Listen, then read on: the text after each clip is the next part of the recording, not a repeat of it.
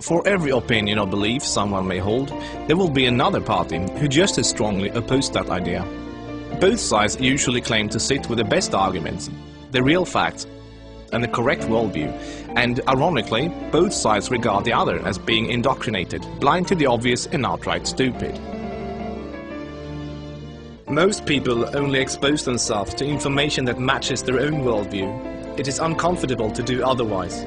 Still, we would like to give you some surprising information about Islam. We also urge you to look further than only mainstream media, and if you can find the time for it, read the Qur'an yourself.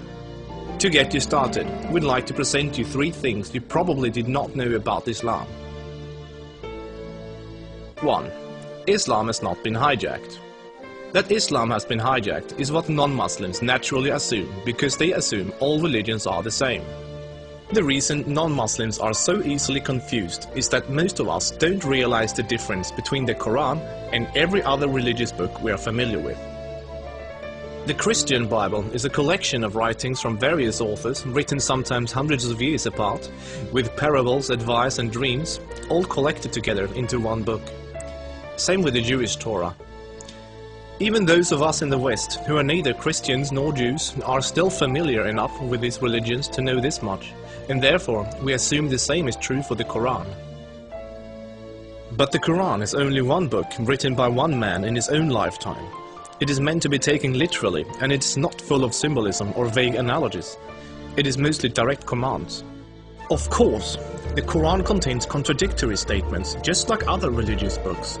But the Quran itself provides the reader with a way to know what to do with the contradictions.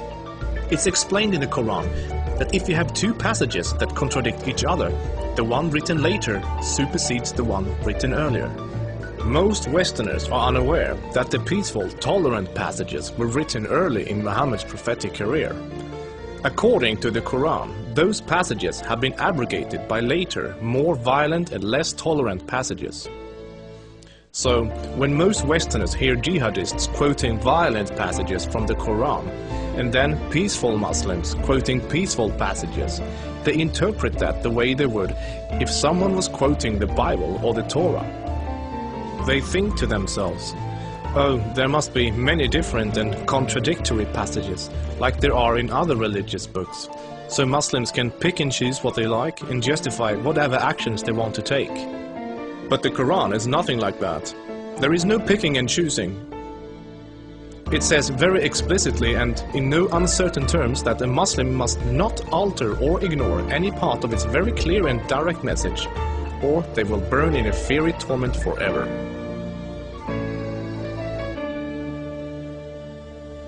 2. Striving to institute worldwide Sharia law is a religious duty. Many people don't realize how politically oriented Islam is at its core. In fact, Islam is less of a religion than it is a religious ideology. It includes a mandatory and highly specific legal and political plan for the whole society, Sharia.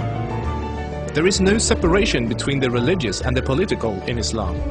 Rather, Islam and Sharia constitute a totalitarian means of ordering society at every level, including ritual worship, transactions and contracts, morals and manners, beliefs and punishments. In the Quran, Allah makes it clear that man-made governments, such as a democracy, and free speech, such as criticizing the Quran, are abominations and must be eliminated. The modern expression creeping Sharia is used to describe the slow, deliberate and methodical advance of Islamic law in non-Muslim countries. Official Sharia courts already operate in the UK, handling cases ranging from divorce and financial disputes to domestic violence.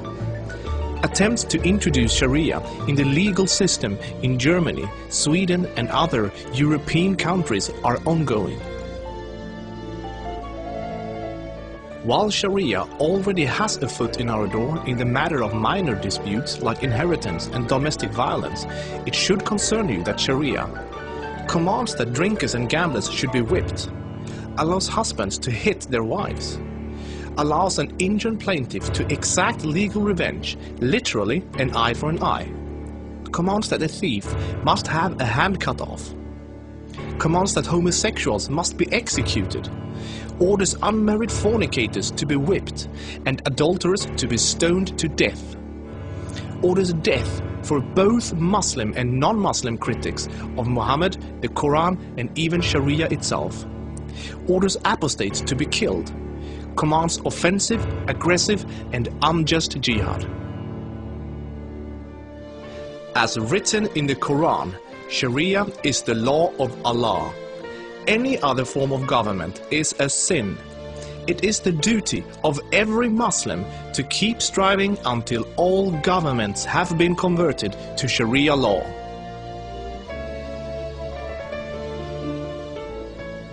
Three, Muslims are allowed to deceive non-Muslims if it helps Islam. For non-Muslims, this principle, called taqiyya, is another surprising concept of Islam. While most other religions speak highly of truthfulness, the Quran instructs Muslims to lie to non-Muslims about their beliefs and their political ambitions to protect and spread Islam. There are many examples of today's Islamic leaders saying one thing in English for the Western press and then saying something entirely different to their own followers in Arabic a few days later.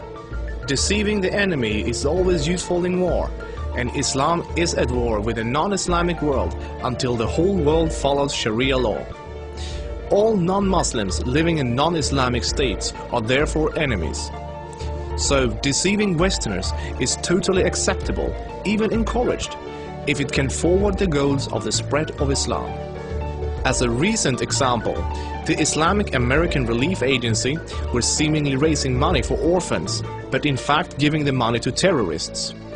They deceived good-hearted Western infidels into giving money to organizations that were actively killing Western infidels. Do the research yourself. This is not an isolated case. Islam as a religion of peace. Muslim organizations worldwide often declare that Islam is a religion of peace. But what does that really mean? It seems easy for a Muslim to quote a peaceful verse from the early parts of the Quran, while, by following the principle of taqiyya, neglecting to mention the fact that it has been officially abrogated by later, more violent verses. According to the Quran, the world will be at peace only when Islam and Sharia reign in every country, and never until then. This is why every Muslim can truthfully say that Islam is a religion of peace. If any of these points took you by surprise, then there is surely much more you still don't know. This subject will affect you in the near future, so take the chance to inform yourself now before it does.